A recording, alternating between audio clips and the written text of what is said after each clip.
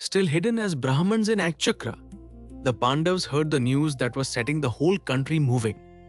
Drupada, king of Panchala, was holding a swayamvara for his daughter Draupadi. Brahmans everywhere were packing for Panchala, for the gifts, the feasting, the spectacle of a royal wedding. And in a certain potter's house, 5 disguised princes listened with a very particular interest. Kunti read her sons' faces the way only a mother can, and saw the longing there before they dared name it. So she spoke first, sparing them the awkwardness. "We have worn out this town, my sons. The arms grow thin, and a guest should not outstay his welcome. Let us go to Panchala. They say it is fair and prosperous." She was second to none in worldly wisdom, and she gave her boys their wish as if it were her own idea. So they joined the streaming crowds of Brahmins and walked the long road to Panchala. 5 warriors lost among pilgrims, trading talk and laughter with strangers who never guessed. The nearer they came, the thicker the throng, all of it flowing toward one dazzling city and one promised contest. In Drupada's city, they took a corner of a potter's house. Obscure Brahmins of no account, exactly as they wished to seem. But under the plain robes, their hearts were beating hard. Somewhere in this festival was a contest of the bow, and there was one man among them for whom a bow was less a weapon than a native tongue. For all his outward peace with Drona, King Drupada had never for one day forgiven the humiliation, and this whole Swayamvara was secretly built around a single hope: to win Arjuna for a son-in-law. Arjuna, Drona's own beloved pupil, whose alliance would make Panchala strong. Word of the Pandavas' death at Varnavata had darkened that hope, until whispers came that they had somehow escaped. The wedding grounds were a wonder. A great decorated hall ringed with fresh guest houses for the royal suitors, and 14 days of unbroken festival. Music, games, pageantry, the whole city drunk on celebration. Kings do not marry their daughters quietly. Drupada meant the world to remember this, and at the center of it all, the test. A colossal steel bow, so heavy few could lift it. A revolving wheel with a small aperture, a target set high beyond it. String the bow, send 5 arrows in succession through the spinning hole, and strike the mark. Do that, Drupada proclaimed, and win the princess. It was a feat pitched at the very edge of what a man could do, which was precisely the point. They came from every corner of Bharatvarsh. The sons of Dhritarashtra, Karna, Sisupala, Jarasandha, Salya, and among them, unhurried and all-seeing Krishna. Beyond the competitors, an ocean of spectators, their murmur like surf, and over it hundreds of instruments pouring out festival music. The hall could barely hold the ambition packed into it. Then a horn and a hush. Dhritada rode in at the head of the procession, and behind him, high on an elephant, came Draupadi. Fresh from the bridal bath, wrapped in flowing silk, born of sacrificial fire and looking it. She dismounted and entered the hall, and the great noisy assembly simply stopped, as if she had walked in carrying the silence with her. She crossed to the dais with the wedding garland in her hands and one shy sweeping glance at the ranked princess, every one of whom looked back at her without breath or word. There is a kind of beauty that reorganizes a room around itself. Draupadi had it, and she knew, and she climbed the steps with the composure of fire that knows it cannot be touched carelessly. The rites began. Brahmins chanting, oblations poured into the sacred fire, the peace invocation rising over the crowd. Then the music stilled, and Drishtadyumna took his sister by the hand and led her to the very center of the hall. He drew breath and his voice carried to the farthest seat. "Hear me, princes of this assembly. Here is the bow, there the target, here the arrows. He who strings it and sends 5 shafts through the wheel to strike the mark, if he be of good family and bearing, shall win my sister." Then, turning to Draupadi, he named them one by one. This king, that hero, his house, his fame, walking her down the glittering line of everyone who wanted her.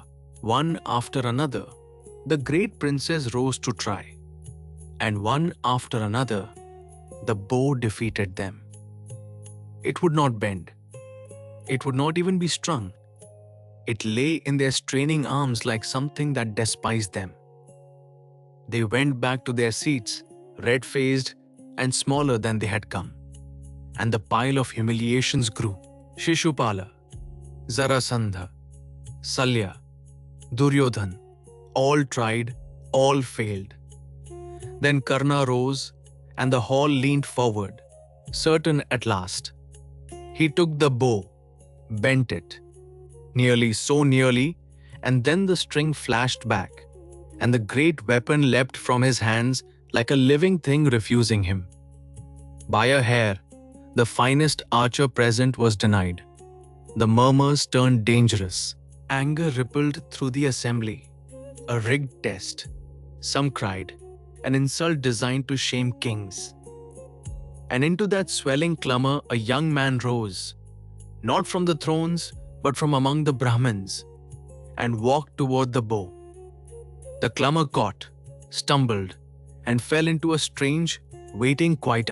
It was Arjuna in his Brahman's disguise, and the hall split at the sight of him. Some Brahmans cheered, "One of ours, with the nerve to try." Others hissed at the impudence. Heroes like Karna and Salya have failed, and this student thinks to succeed? Arjuna heard none of it. He had already gone somewhere quite inside himself, where there was only the bow, but others watched the shape of him, the shoulders, the ease, the unhurried certainty, and began to change their minds aloud. Look how he stands. He knows exactly what he is doing. Is it all brute strength then? What of the power of austerity? Let him try. And they raised their hands and blessed the stranger, sensing, without knowing why, that they were about to see something. Arjuna asked simply, "May a Brahman attempt the bow?" Dhrishtadyumna answered that his sister would wed any man of good family and bearing who passed the test. My word stands, and I will not take it back. Then the young man bowed his head, meditated one moment on Narayana, the Supreme, and lifted the bow and strung it, as easily as another man ties a thread. The hall stopped breathing. He set arrow to string, glanced round with the ghost of a smile, and then, no pause, no hesitation, sent 5 shafts in a single flowing breath, through the spinning wheel's tiny eye and into the target, until it toppled from its height. For a heartbeat, silence. Then the hall exploded. A roar, a blare of horns, the sound of thousands witnessing the impossible done. The Brahmins went wild, waving their deerskins overhead as though the whole community had won a bride. And Draupadi had never taken her eyes from him. Her whole face was alight, happiness streaming out of her as she looked at the one hero no one had expected. Somewhere in the crowd, 5 brothers exchanged a single glance of fierce, silent pride. Garland in hand, Draupadi came down to him and set the flowers about the stranger's neck, choosing her champion before all the kings of the land. The Brahmans rejoiced, but on the thrones, joy curdled into fury. A swayamvara is for Kshatriyas. The princess snarled, "Is a king's daughter to be handed to some beggar Brahman while we sit and watch?" This is an outrage to every crown here. Hands moved toward weapons. Bhima answered the way Bhima answered everything. He strode to a young tree, tore it up by the roots, stripped it bare with 2 passes of his hands, and stood at his brother's shoulder with a green club taller than a man. Draupadi, saying nothing, took a quiet fistful of Arjuna's deerskin and simply stayed close. And through the rising chaos moved one calm blue figure, Krishna, who alone in that hall had already guessed exactly who these brahmans were, speaking low to the furious kings, cooling them, buying peace, one reasonable word at a time, until the two heroes could walk their bride out of the hall. They brought her home to the potter's house, and here the epic turns on one unlucky sentence. Mother, the brothers called from the door, "Come see what we have brought today." And Kunti, not yet looking up, gave the answer she had given 1,000 times. "Whatever it is, my sons, share it equally among yourselves." Then she turned, saw Draupadi, and went cold. For a mother's word, once given, is a vow, and she had just told 5 sons to share one wife. Unseen at the window, Drishtadyumna, who had trailed them, watched it all and raced to his father. "I think they are the Pandavas." Drupad summoned the strangers, and Yudhishthira confirmed it. "We are the sons of Pandu, alive." The king's heart soared. The Pandavas meant his dread of Drona was finished. Then came the harder truth. Draupadi would wed not Arjuna alone, but all 5 brothers. And Drupad recoiled. "How can this be? Against custom. Forgive us," said Yudhishthira. "In deadly peril we vowed to share every fortune, and our mother has commanded it." Drupad wrestled long, then yielded. A destiny this strange was not for mortals to overrule. So Draupadi was wed to the 5.